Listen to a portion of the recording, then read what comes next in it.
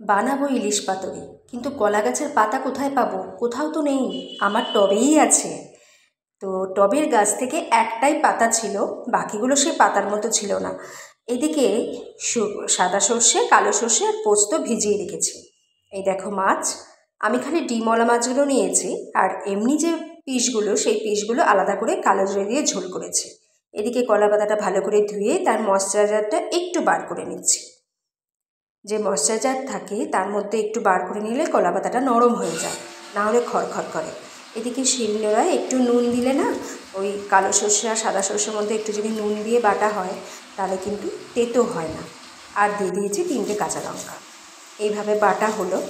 তো সাদা সর্ষে, কালো সর্ষে আর পোস্ত, কাঁচা লঙ্কা আর নুন, আর দিয়ে দিয়েছি নারকেল। এই দিয়ে আজকে হবে।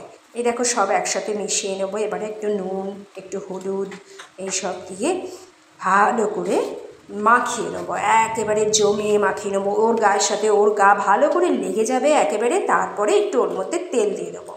ওইদিকে দেখো মাছের মাথাটা ভেজে রেখে দিয়েছি, মাছের মাথার ভাজারও তেল রয়েছে, আর মাছের তেলটাও রয়েছে কাঁচা লঙ্কা দিয়ে। এবার কলা পাতার মধ্যে একটু সাজিয়ে নিলাম।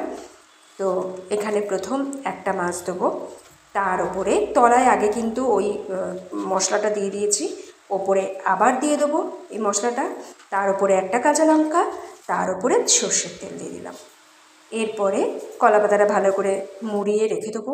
ঠিক সেম প্রসেসে আরও ওটা বড় ছিল, ওটার মধ্যে আরও 2টো করে নিয়েছিলাম, কারণ আমার কাছে আর কলা পাতা ছিল না যে আমি আলাদা আলাদা করে করব। তাই একটার মধ্যে একটা, আর একটার মধ্যে এটা বড়, এটার মধ্যে 2টো দিয়ে দিয়েছি। তো কিছু করার নেই, কলা পাতাই ছিল না গাছে, কোথা থেকে পাবো কলা পাতা? তো এই একটাই পাতা, মানে একটা পাতা কোনো রকমে পেয়েছি, তাই দিয়ে বানানো। খেতে মন চাইলে আর কি করা যাবে।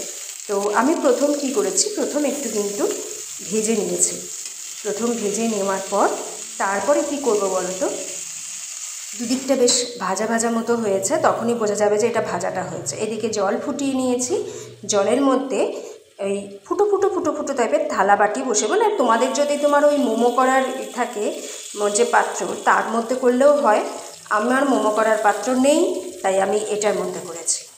তো এটার মধ্যে দেখো দিয়ে দিয়েছি গরম জল, ওদিকে ফুটছে, ওদিকে এই 2টো মাত্র তো আর কি করব, তাই ওর মধ্যে দিয়ে দিলাম।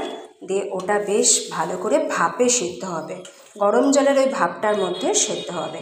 দেখো এটা হয়ে গেছে। কি করে বুঝবো? কলা পাতাগুলো দেখো কেমন ফুলে গেছে, কলা পাতাগুলো দেখো ফুলে গেছে, তাহলেই বোঝা যাবে যে এটা কমপ্লিট হয়ে গেছে।